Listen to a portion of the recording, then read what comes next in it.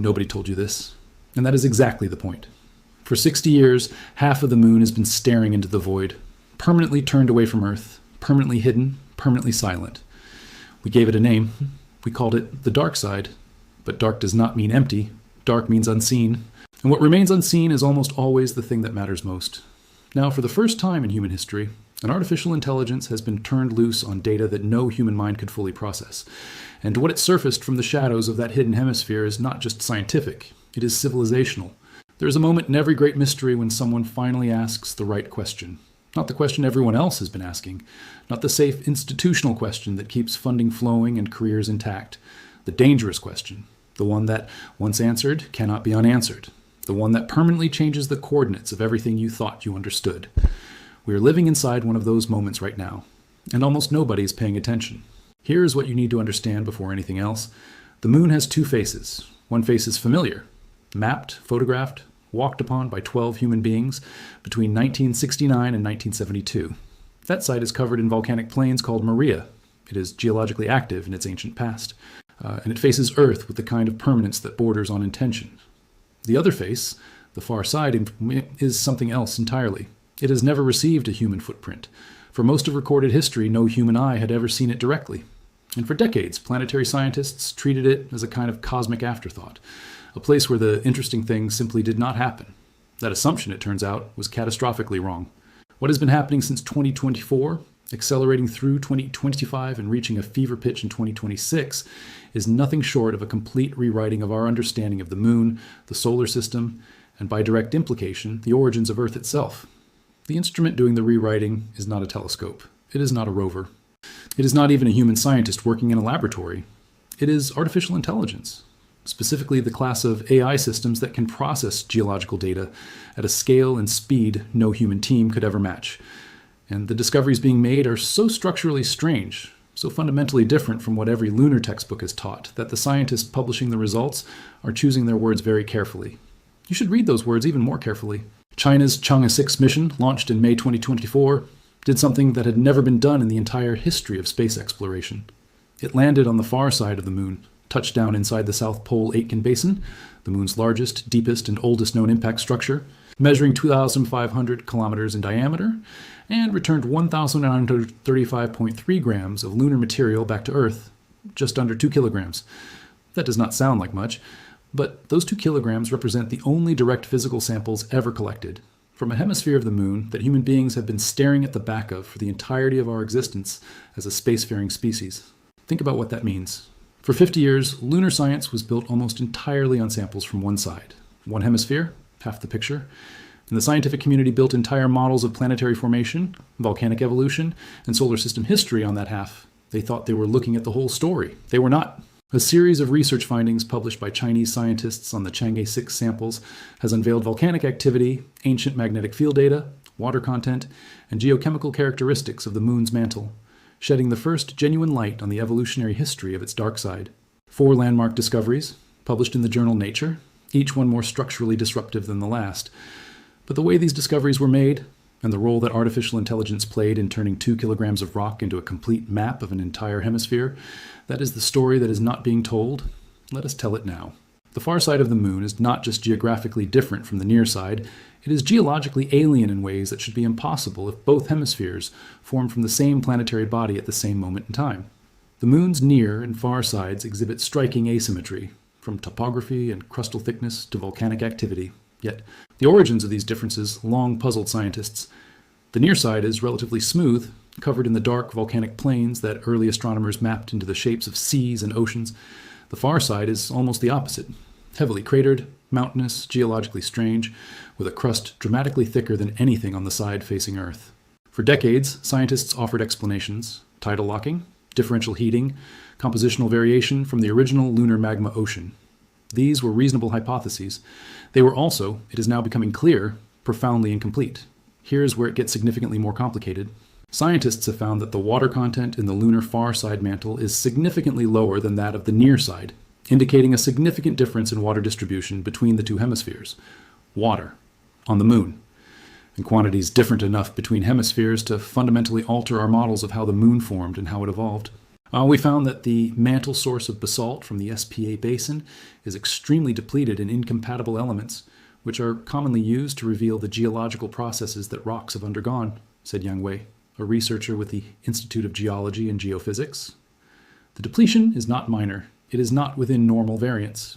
It is so complete that the two possible explanations, either the original lunar mantle was extraordinarily low in these elements, or a massive impact event melted the rocks and physically carried those elements away, are both, in their own way, revelatory.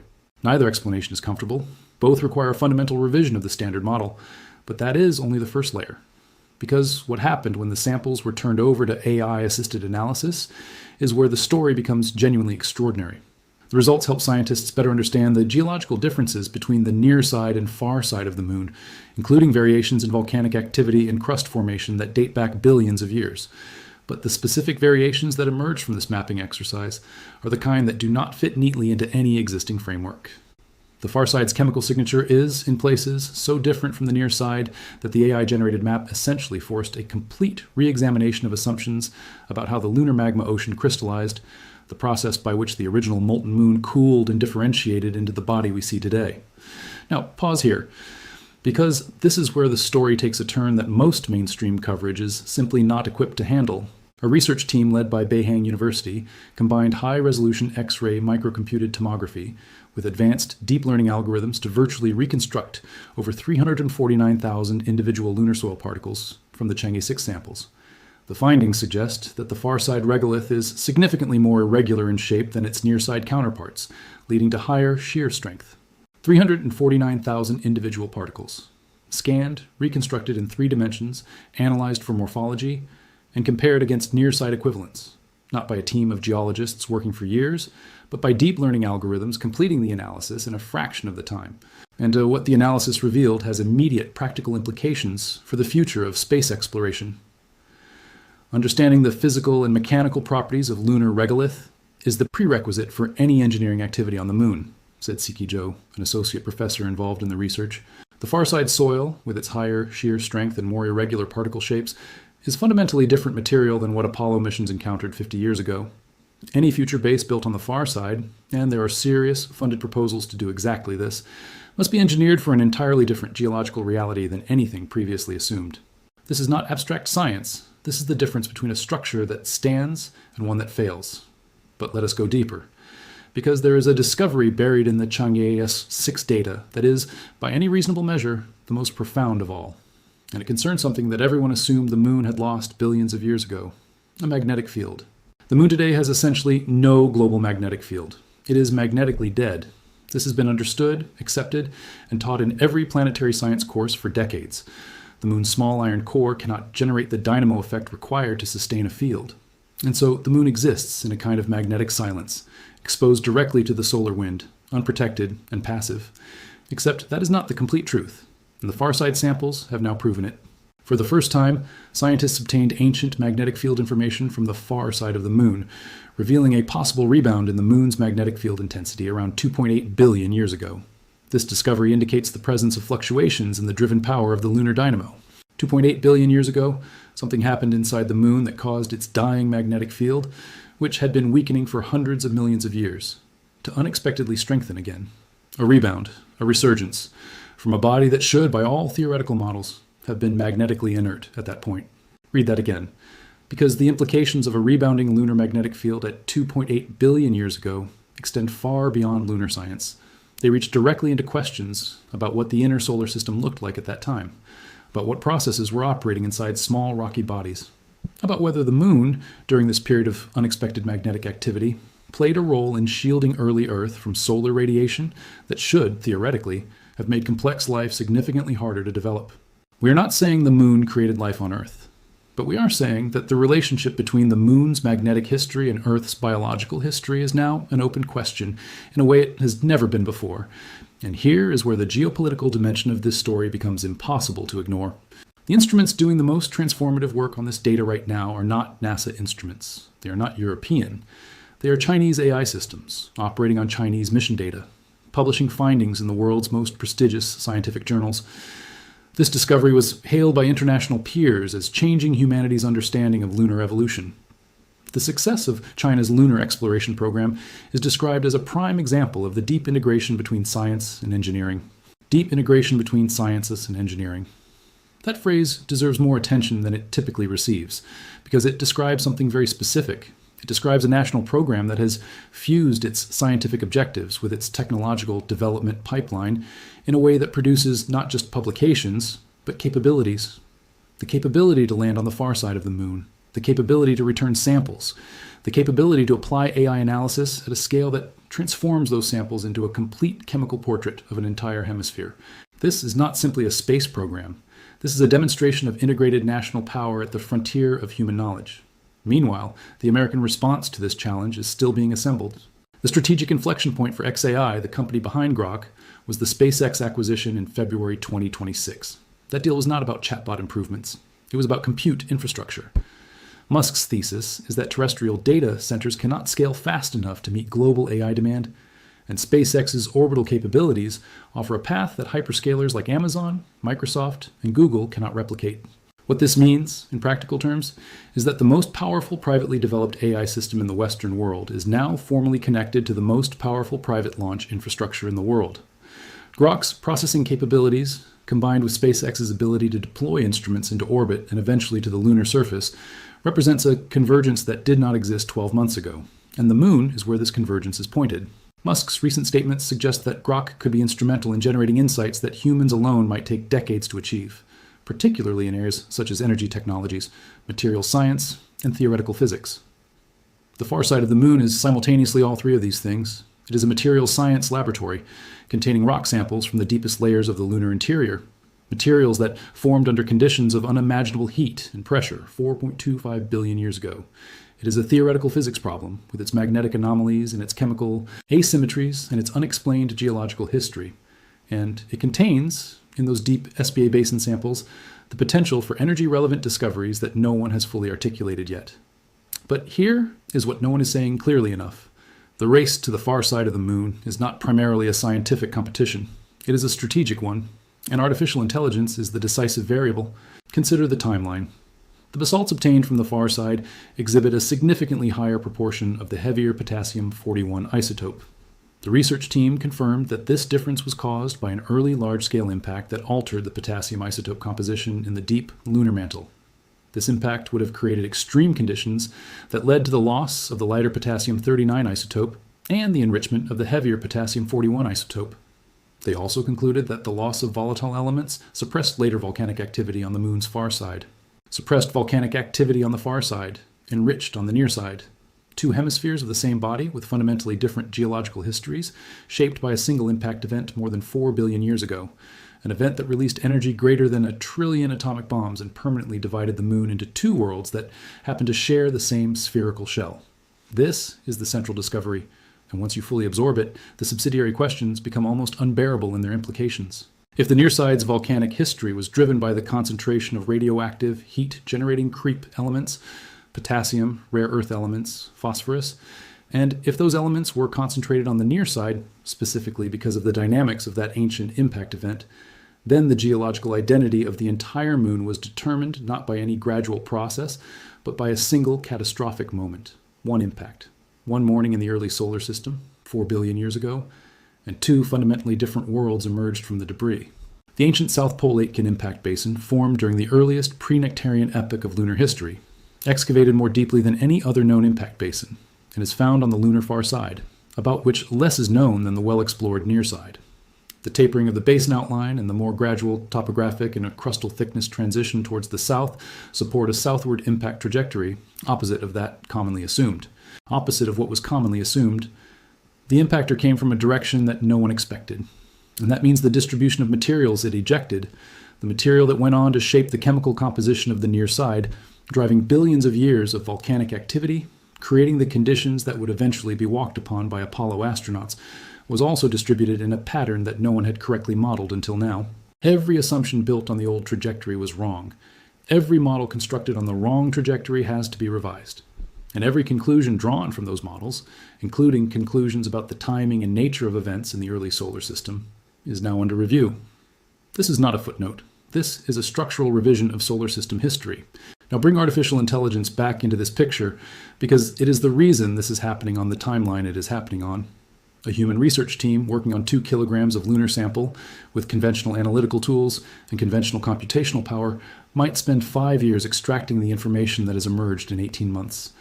The AI-assisted analysis pipelines being deployed by Chinese research institutions, and increasingly by XAI and its American counterparts, have compressed decades of potential scientific progress into a period measured in months. Grok 4, the latest iteration of the XAI model, has introduced significant advancements in logic reasoning, long context understanding, and real-time data integration. Long context understanding is not an incidental feature in the context of planetary science. The geological record of the Moon spans 4.5 billion years. The dataset being assembled from Chang'e 6 samples, combined with orbital imagery from multiple nations' lunar missions, combined with Apollo-era sample analysis conducted over 50 years, is a long context problem of breathtaking complexity. No human brain can hold all of it in working memory simultaneously. An advanced AI system can, and when it does, the pattern recognition that emerges from that simultaneous view is categorically different from anything available to conventional scientific analysis.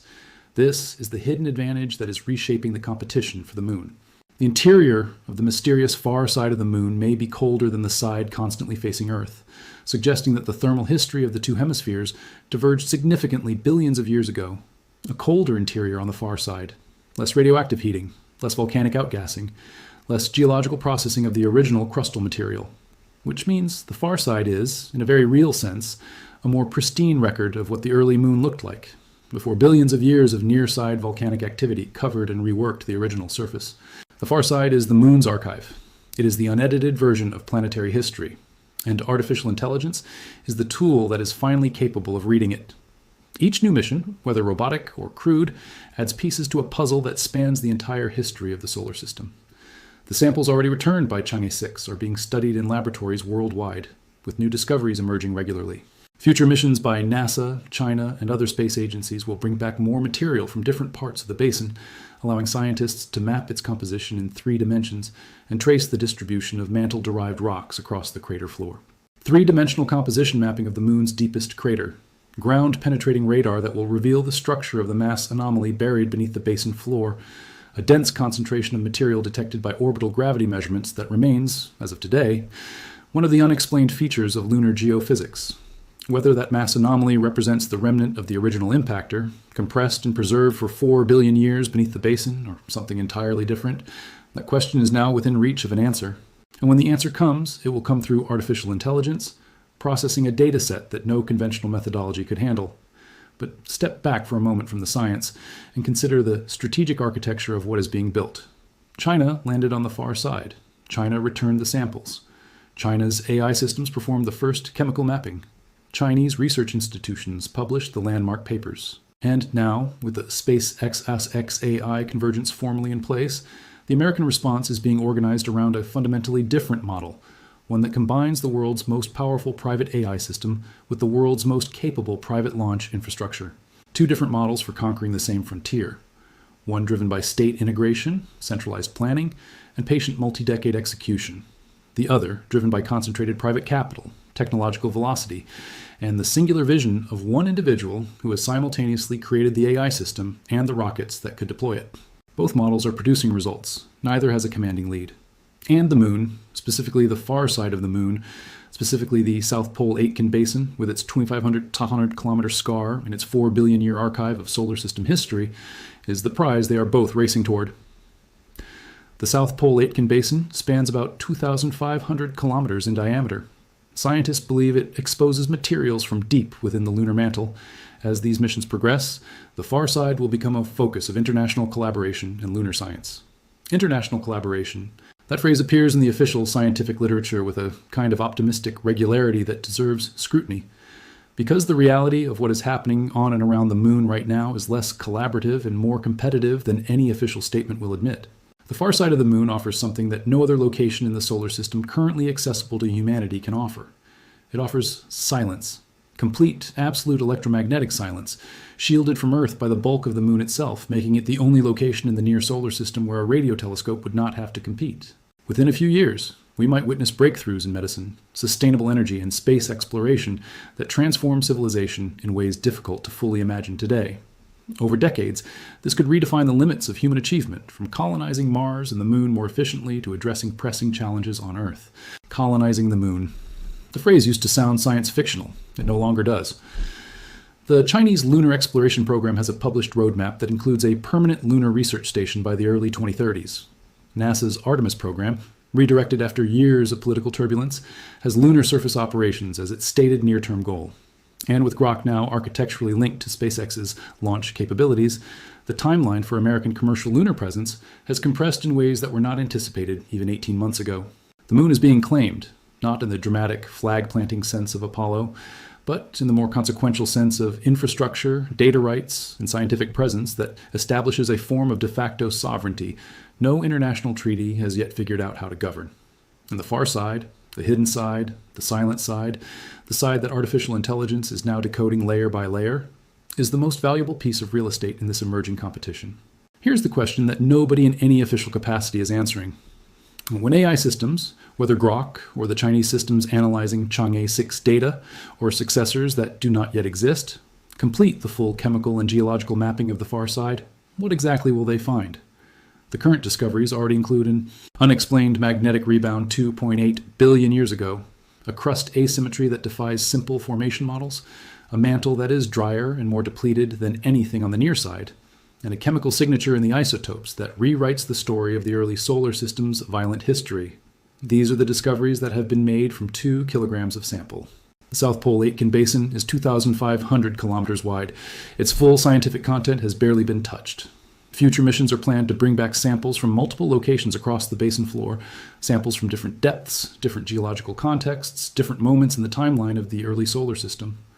When those samples are analyzed by AI systems operating in 2027, 2028, 2030, the picture that will emerge is one that we cannot fully anticipate today.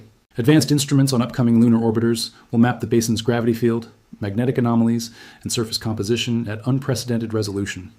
Ground-penetrating radar could reveal the structure of the mysterious mass buried beneath the basin floor, finally determining whether it represents the remnant of the original impactor, preserved for 4 billion years. The remnant of the original impactor, a mass of material from outside the Moon, compressed and buried beneath 2 kilometers of lunar crust, preserved in near-perfect isolation since the very beginning of the solar system, if that material is what the gravity measurements suggest. If there is a dense, anomalous mass sitting beneath the Spee Basin floor that does not match any lunar crustal or mantle composition, then what is confirmed is the preserved body of an object that struck the proto-moon more than 4 billion years ago, an interplanetary projectile, frozen in place beneath the far side of the Moon, waiting to be fully identified. The science here is extraordinary enough on its own terms. But there is a final dimension that no mainstream outlet is willing to discuss plainly. The Moon's far side is a record keeper. It has been preserving the conditions of the early solar system in geological amber for 4 billion years, while the near side was repeatedly processed and reprocessed by volcanic activity, by impacts, by the relentless activity of a body that was geologically alive.